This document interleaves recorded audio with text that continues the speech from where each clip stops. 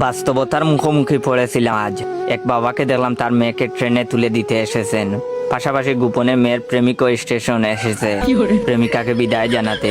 কিন্তু মেয়ের বাবা ট্রেনের জানালায় দাঁড়িয়ে মেয়ের সাথে লম্বা কথা বলতে শুরু করেছেন, ভালো থেকো, পড়াশোনা ঠিক মতো করো, ইত্যাদি ইত্যাদি। মেয়ে বারবার বলতে, ঠিক আছে আব্বু তুমি চলে যাও, এখন আমার সমস্যা হবে না।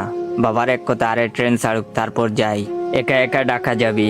এদিকে একটু দূরেই চলছে প্রেমিকের অস্থির পায়চারি, শুধু ইশারায় কথা হচ্ছে প্রেমিকার সাথে।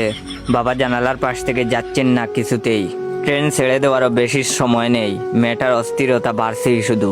যদিও বাবার ভালোবাসার কাছে প্রেমিকের ভালোবাসা তুচ্ছ, তবুও দুটির ধরন তো ভিন্ন। সেই হিসাবে হয়তো মেয়েটা দুজনের থেকে বিদায় নিতে চাচ্ছে।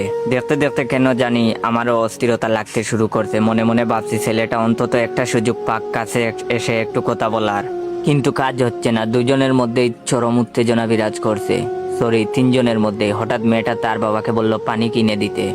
বাবা দৌড়ে পানি কিনতে গেলেন, সুযোগে প্রেমিক এলো ট্রেনের জানালায়। আমার ভেতরে একটা ঠান্ডা বাতাস বয়ে গেল, আরাম লাগছে খুব। প্রেমিক আস্তে আস্তে কয়েকটা বাক্য বলল প্রেমিকাকে, আমি শুনতে পেলাম না, মনে মনে ধরে নিলাম অনেক কিছুই। দূর থেকে দেখলাম মেয়ের বাবা হাতে পানির বোতল নিয়ে দ্রুত আসছে।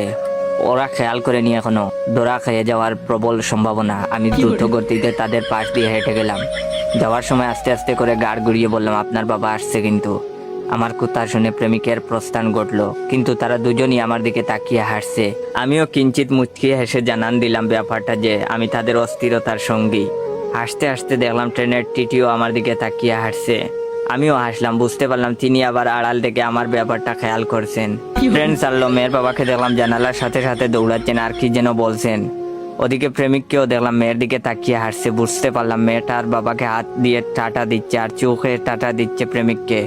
শেষে আমাকেও বিদায় জানালো দূরে দাঁড়িয়ে থাকা প্রেমিক। আমি হাসলাম, কিন্তু খুশি হতে পারলাম না, কারণ আমি মনে মনে ভেবেছিলাম ঘটনা এমন হবে। ছেলেটা মেয়ের বাবার জন্য চোখ ভরে তার প্রেমিকাকে বিদায় দিতে পারেনি, আর তাই ট্রেন ছাড়ার সময় লাফিয়ে উঠে গেল ট্রেনে, উঠে চমকে দিল মেয়েটাকে। তখন মেয়েটা প্রচন্ড খুশি হলেও বিরক্তিকর ভাব প্রকাশ করে বলবে, তুমি গাড়িতে উঠে গেলে কেন? ছেলেটাও লাজুক হাসি দিয়ে বলবে, পৃথিবী ধ্বংস হয়ে যাক, তবুও তোমাকে দেখে শেষ করা যায় না। মেয়েটা লজ্জা পাবে, বলবে পাগল একটা। না, ফিনিশিংয়ে এমন কিছুই হয়নি। বাস্তবে যেটা হয়েছে সেটা হলো, ট্রেন ছেড়ে দেওয়ার পর মেয়েটা জিমুচ্ছে। প্রেমিক ছেলেটাও হয়তো এতক্ষণে বাসায় যেয়ে নাক ডাকা ঘুম। আমি সম্ভবত তাদের প্রেমের একমাত্র তৃতীয় ব্যক্তি, যে কিনা এখনো ট্রেনের জানালায় বসে বসে গল্পটাকে বিভিন্ন রকম করে ভাবছি।